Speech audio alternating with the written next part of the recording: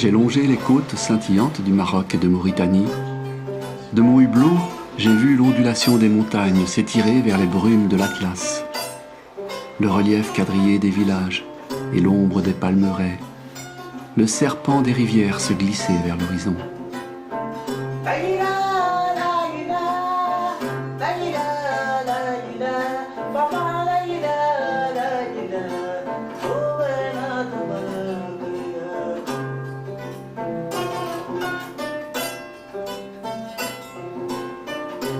J'ai atterri quelque part au-delà du fleuve Sénégal, dans la chaleur des pistes de l'aéroport, dans la chaleur des mains qu'on serre et des sourires de bienvenue.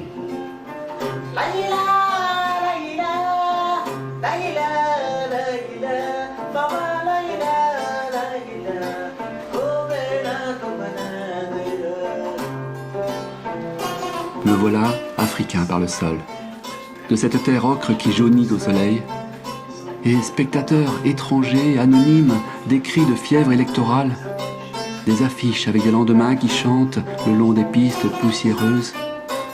Au carrefour des villages, on s'agglutine, on joue du tam-tam, chacun y va de sa couleur, de sa pancarte. Des soldats sont disposés ici et là sur le bord de la route. On voit qu'ils ont chaud. Leur arme pèse sur une épaule.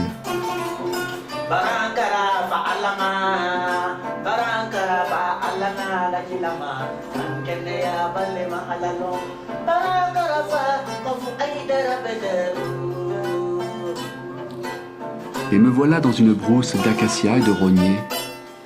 De loin en loin, la silhouette trapue et décharnée des troncs de baobab s'agrippe dans le soleil sans parvenir à créer de l'ombre au troupeau de zébus.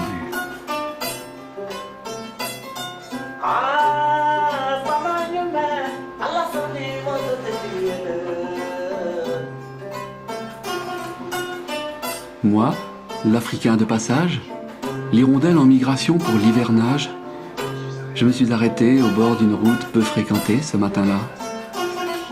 Dans la savane sèche, avec son fouillis de branchages et d'herbes jaunes, sur ce maigre pâturage, vaguement délimité par des acacias clairsemés, déambule un troupeau de zébus placides, qu'on croirait fabriqué avec la terre ocre de ce pays.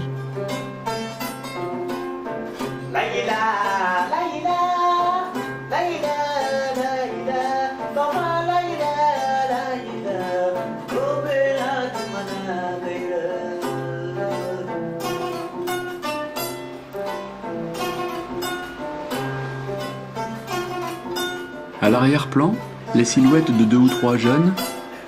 Ils lèvent les bras pour tirer une corde qui n'en finit pas de coulisser sur une poulie suspendue à un trépied de bois.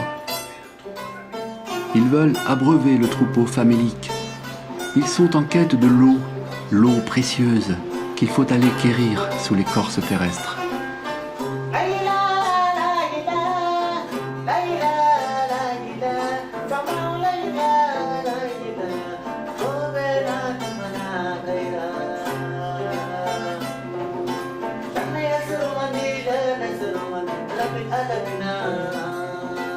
Oui, ça existe encore. Ces bergers peuls qui n'ont que les bras de leurs gosses pour puiser quelques seaux d'eau. Oui, ça existe encore. Ces scènes pastorales où rien n'a changé depuis des siècles. Pas un jour n'a de raison de différer des autres.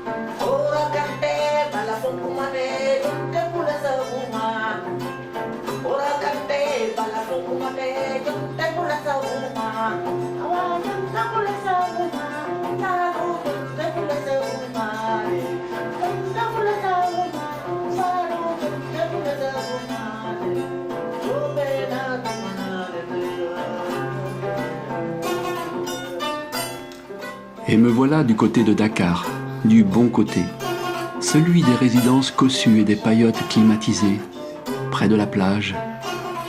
Le grondement de l'océan qui frappe cette peau de basalte, et l'écume plus blanche que du lait.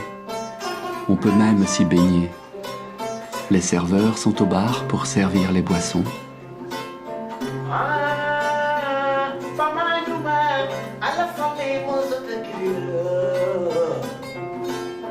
Une Une spirale de citronnelle qui se consume, un air de cora qui vient d'un autre bar, le brouhaha cosmopolite des autres convives. On se croirait du côté de Nogent si le ressac ne portait pas le goût de mer.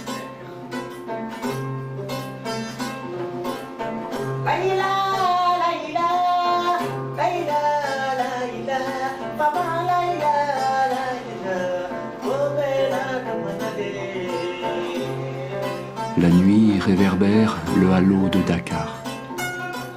Les avions sont encore en maraude au milieu des étoiles. L'océan frappe cette peau de basalte.